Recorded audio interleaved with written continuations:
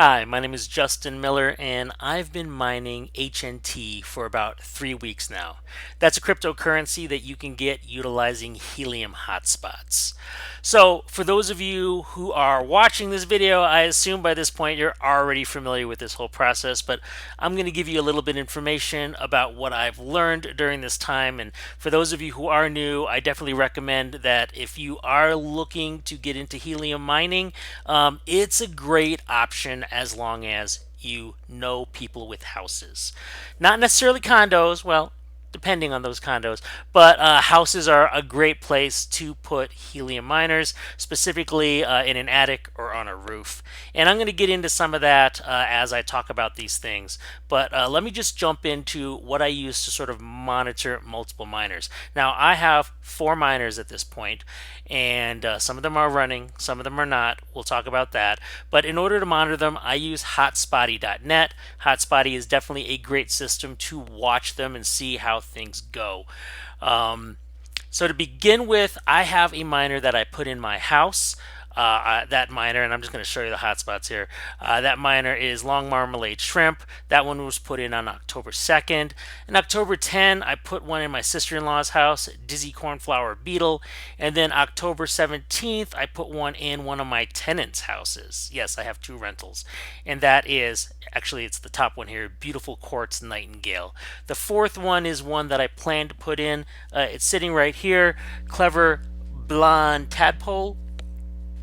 It's a sense cap, which actually is really nice if you want something for outdoors. This actually has a fan built into it.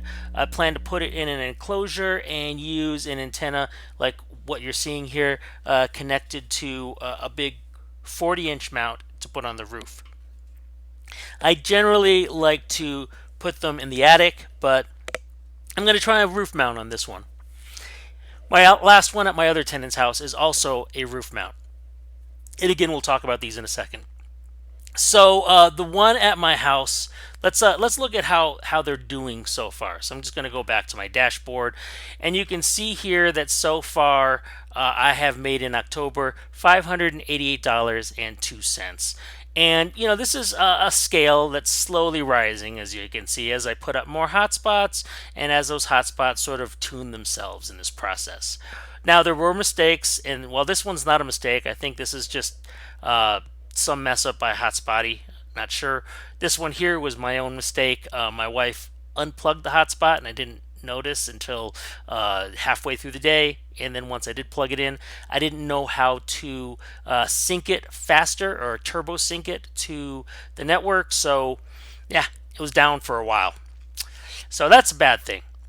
Another thing I just want you to notice in this process here is how you make money. So for those of you who are not familiar with exactly how money is made by a hotspot needs to either witness other hotspots that have beaconed, or for your hotspot to beacon and then be witnessed by other hotspots.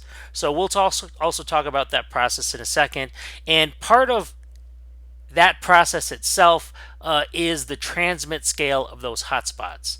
My hotspot here is excellent, but that doesn't really matter to me. It matters to the people who are witnessing my hotspot, or the fact that I'm beaconing them, or rather witnessing their beacons.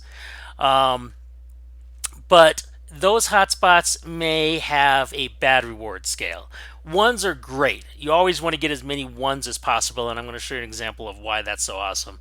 But generally where you live, I'm here in Denver, you're looking at downtown, you're going to see things that are 0.06 or 0.15 or 0.33, and those don't make as much money unless you see a lot of those very often, regularly throughout an hour, which kind of comes to the point is either you want to see a lot of bad hotspots, or you'll see a few excellent hotspots.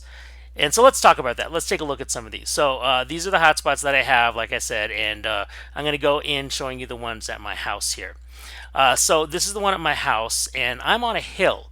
I'm on a hill that overlooks the city, so I can see a lot of the city.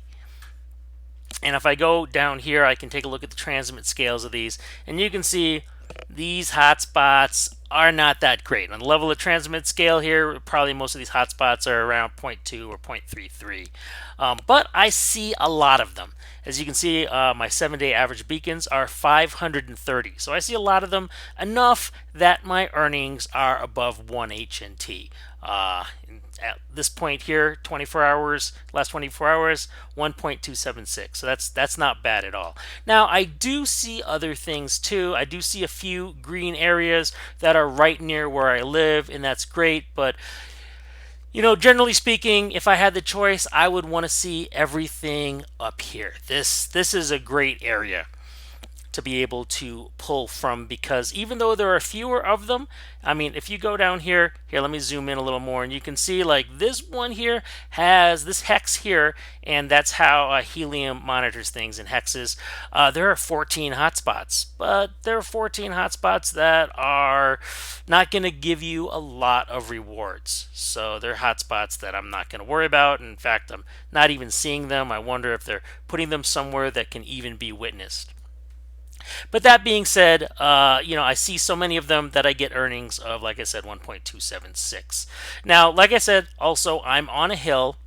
There is honestly nothing here to view, and some of this stuff, like these houses right here, are behind their own hill, so I'm never going to be able to see them. But the ones that are within my view, definitely I hit, which is great. I want to hit as many greens, honestly, as possible. But I'm in a unique position. A lot of people aren't on a hill, and actually, I'm not even at the top of the hill. I'm kind of in a ravine going down the hill, so I can't see past a certain point. In fact, as you can see here, I pretty much can't see past this point here. There's a ridge of houses next to me right about here, so I don't even know get how I get beacons or rewards from these over here, but yeah, I do. That's great. Generally speaking, though, I would say I have no idea how it happens, because, like I said, there's a ridge there, and then there's a mountain range to my west. So, hey, I'm happy I have this great view of downtown and that I get what I get here. Some people don't have that option. That said, I am using an 8 dBi antenna, so it does have a small angle for its transmissions. I've tried using a 5.8, but it doesn't seem to make a difference, so I believe I'm getting as good as I'm getting. This antenna is, again, 8 dBi, and it's in my attic. It's not on the roof. People are worried about roofs, I hear all the time. Honestly, a roof is like 3/8 plywood with stuff on top of it, and shingles, I should say, on top of it. Nothing like the sides of your house. So I'm pretty sure you'll get good transmissions through them as long as you have something like an 8 dBi antenna.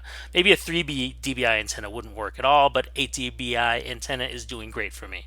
Now, that said, this is one of my family members' houses. And let me just switch over to the transmit scale so you can see it. I have put it also in her roof, but her roof is low. I have a 2-bedroom house, so I'm getting up like 25 feet. Her roof is, she's got a 1-bedroom that was probably built in the 1940s. So, I've gotten maybe that antenna 12, maybe 13 feet high.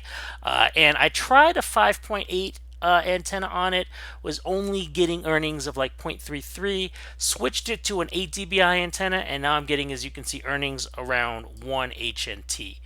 That being said, not getting that many witnesses, only 71, and average daily beacons are 218. But look what they're getting. They're getting all of these green areas, and that's the big thing to me. They're doing well. It's doing well because it's getting all of these green areas. If you wonder why it can't see anything behind the house, and I was kind of curious about that too, as well. Here you can look closely, and as you look closer, you can see it does hit things close by. So having a 5.8 versus an 8, sorry, 5.8 dBi versus an 8 did not matter to me. It's still getting houses close by. If I go to Hotspotty, one of the nice features it has is I can go to the hotspot and I can look at it. and you can actually see uh, basically what is around you in terms of elevation. And you can see that there's some high elevations right behind the house. So the grade goes down to the east. I should say it like that. Grade goes down to the east, grade goes up to the west. I'm never going to pass this grade to the west, apparently, and that's why if I look at Dizzy Cornflower Beetle, yeah, I'm not really seeing everything over here. I'm seeing everything to the east. If I actually look at, then I'm going to go back to my workspace here. Whoops, I should go back to my hotspot. That's what I need. And go to my house. Let it load up. You can see also, I'm up here. You can see I'm actually in this ridge right there. This, well, I shouldn't call it a ridge, but I'm in this ravine, and that's why I'm saying I don't get a lot this way, I don't get a lot that way, but this ravine lets me see straight forward into the city. So that's why I see what I see, and that's why I think an 8 dBi antenna was great there. I was actually really surprised for my family member's house that I am getting such great rewards. Those earnings have been up to 1.2, almost 1.5 at one point, but 1.2 on average. And again, it's because they're getting a lot of witnesses that are green, or I should say, they're witnessing a lot of green beacons. Okay, the last house I'm just going to mention here is my tenant's house, and on this one we put an antenna on the roof. So that brought it up, I would say, at 15, 18 feet up, maybe 20 feet up. It is an 8 dBi antenna. Kind of wondering if that was overkill. Maybe I should try a 5.8, but so far every time I tried a 5.8, it's never made things better. You can see that for whatever reason doesn't hit up north as much as it hits south, and that's honestly because, again, there's a high gradient right above the house, right above here. It goes uphill, and I just don't think most of the signals make it uphill unless it is far, far away, as you can see up in Boulder, over in Broomfield. This house is in Westminster, for those of you who are interested. But you can see once it goes down, it hits this ridge right here where it hits a lot of locations in the city. And because those are, again, a low transmit scale, doesn't make as much money. As you can see, it's doing 0.585. If I could make it go up, I would. And again, I thought maybe because a 5.8 had a larger angle, it might do better. So far, that's not been proven correct. And I'm wondering even, what if I brought the antenna lower? But I don't think that's going to make a difference. To be honest, I think when you live in, let's say, a sixth floor or eighth floor of a building, you can start thinking about a 5.8. You can start thinking about a 3. When you're on the 40th floor, maybe a 3 is perfect. But then you're dealing with a lot of other issues, such as the building itself blocking things. So you're probably only in a 180 direction. Okay, but that being said, even then, you're blocked here by geography, right? Here, I'm just gonna look at their house, go back to workspace, go to the hotspot, and go to. Now, keep in mind, this beautiful quartz nightingale has only been running for maybe 3 days now, so I can't really see a lot of data on this house here. In fact, the rewards type is completely wrong. But it gives you an idea of how well it's been doing so far. It does hit about a good amount of greens, you'll see there, but you can see a better example, actually. I'm just going to jump over to it because we're talking about it. If we look at Dizzy Cornflower Beetle, we can see at the reward scale, I do get quite a number of excellents, a few terribles, a little more poor, a little more mediocre, but over 50% of my rewards, my witnesses, come from things that are excellent, hotspots that are excellent. So that is what you want. If I go then to my hotspot at my house, Eh, most of the hotspots that I witness downtown are poor. However, I witness a lot of them. So, if I witness a lot, that kind of equals it out, right? So, again, average number of beacons, 530 in 7 days. If I look at Dizzy Cornflower Beetle, 218. That's 40%. So 40%, but they're greens.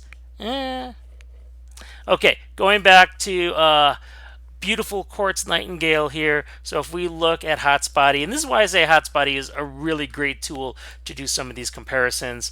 I can go to beautiful quartz nightingale here, and let's just take a look at location placement. So you can see, based off of this geography right now, yes, anything above, not going to be able to hit. Below, yes, because everything south is a lower elevation than anything north, and that pretty much answers that. So one great thing here is use Hotspotty to look at elevations. And if you can't find this elevation right now, it's because you need to go under appearance settings and you need to add elevation contours and turn that on. But this helps a lot in picking out locations and figure out what's good, what's bad, what you're going to be able to see, what you're not going to be able to see. If you already know that somebody is on the 40th floor of a building, that's going to be a whole different story.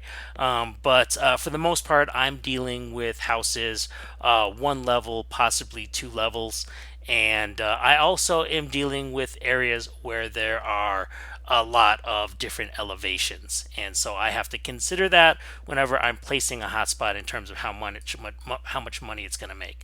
That being said, my next hotspot that I'm going to place is going to be right about here, right about here, where this yellow one is, and not the greatest zone. In fact, because there are so many, I can see it's not a great zone in terms of connecting to hotspots close by. Also, again, I'm not going to hit much north. It's all going to be south. So I'm pretty much looking at getting 0.5, 0.6 HNT a day from that house, which is too bad. But if I can convince my neighbors, which is what I hope to do, put some hotspots in up here on where I am, or maybe up here nearby in a nearby neighborhood, if I can get them all up on the highest elevations, I can make way more money for sure, especially if this is on a high elevation. And I'm just going to pop over to here, but if it's on a high elevation on this side here, pointing towards all of this green, that is what I want. And if you know you can hit that, maybe you don't even want antennas like this. Maybe you want a directional antenna. This is a 8 dBi directional antenna, so something to think about. All right, well, I hope this has been useful. I'm going to keep trying to post information like this. If you like it, please let me know in the comments and do subscribe. Thanks for watching and have a great day.